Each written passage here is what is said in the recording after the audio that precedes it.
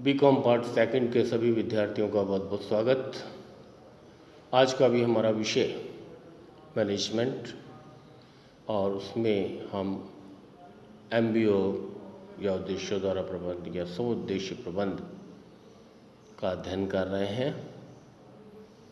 आज के विषय में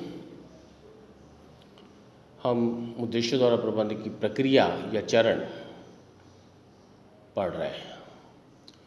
हमें ये जानना बहुत ज़रूरी है कि उद्देश्यों का निर्धारण कैसे होता है।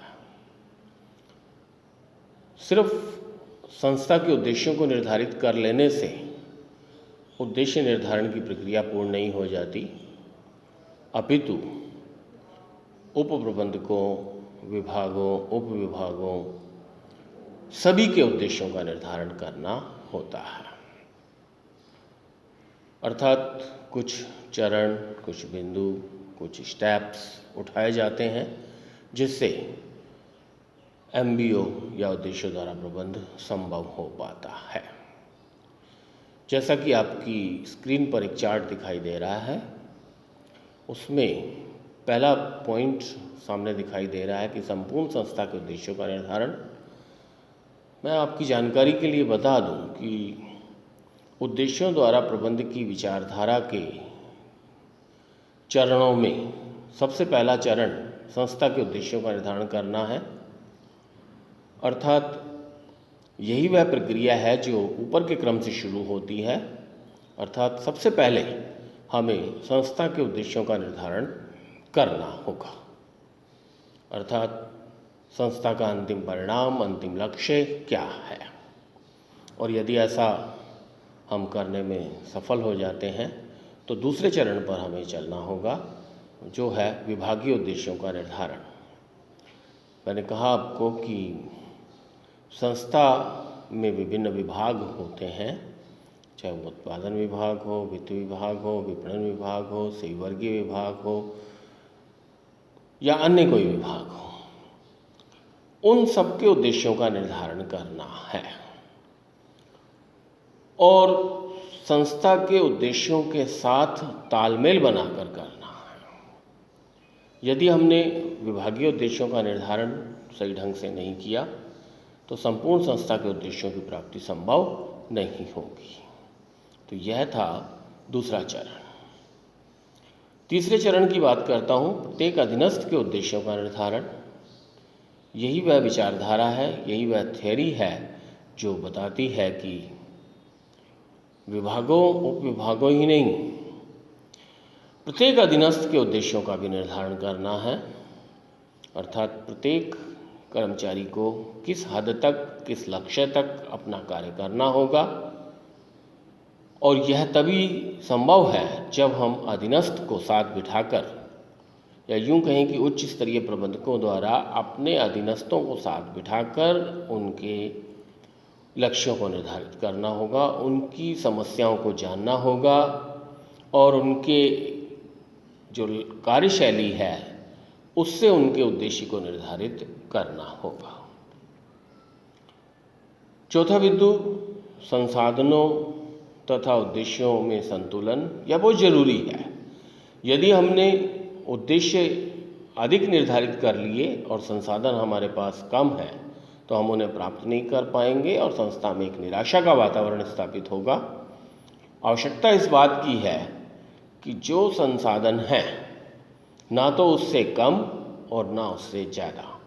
यद्यपि 10% का वेरिएशन हो सकता है, लेकिन फिर भी जहाँ तक संभव हो संसाधनों के अनुकूल ही उद्देश्यों का निर्धारण करना होगा।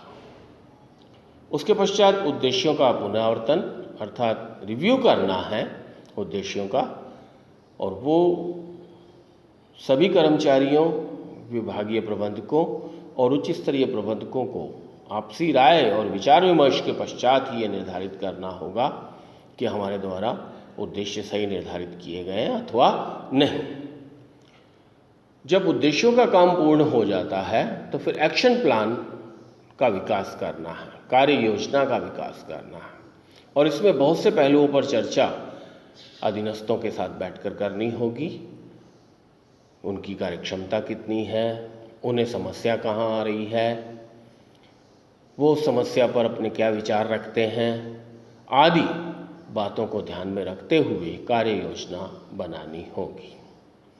उसके पश्चात कार्य योजना का क्रियान्वयन करना है, अर्थात जो उद्देश्य निर्धारित किए गए उसके अनुरूप जो कार्य योजना विकसित हुई उसे लागू करना है और वो निश्चित समयावधि में पूर्ण होनी चाहिए।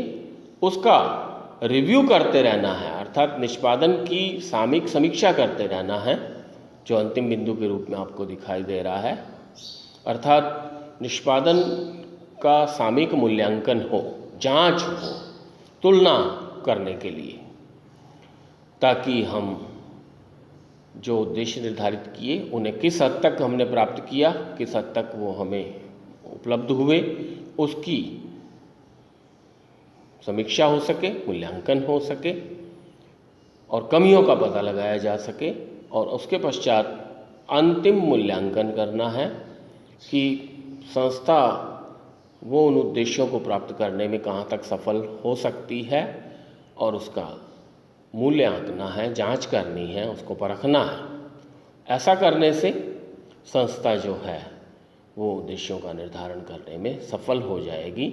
और यही नहीं, आपको स्क्रीन पर एक साइड में प्रतिपुष्टि की बात भी दिखाई दे रही है।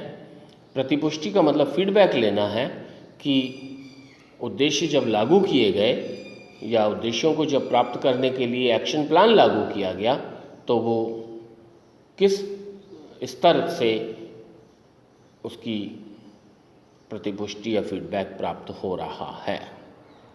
ऐसा करने से ही उद्देश्यों को प्राप्त किया जा सकता है या उद्देश्यों का निर्धारण कर उन्हें प्राप्त किया जा सकता है। मेरे विचार से आपको उद्देश्यों के निर्धारण की प्रक्रिया समझ में आई होगी। अब मैं यह भी बता दूं आपको कि उद्देश्यों के निर्धारण से अनेक लाभ संस्था को प्राप्त होते हैं, उच्च स्तरीय प्रबंधकों को प्राप्त होते हैं, व्यक्तियों को प्राप्त होते हैं, अर्थात वे समयबद्ध कार्यक्रम के अंतर्गत अपने उद्देश्यों को प्राप्त करते हैं, उनका मनोबल उच्च बना रहता है, वे अभिप्रेरित होते रहते हैं। और यह बात बिल्कुल ठीक है कि जब तक उद्देश्यों का निर्धारण नहीं होगा तब तक कुछ भी करने की स्थिति स्पष्ट नहीं होती है।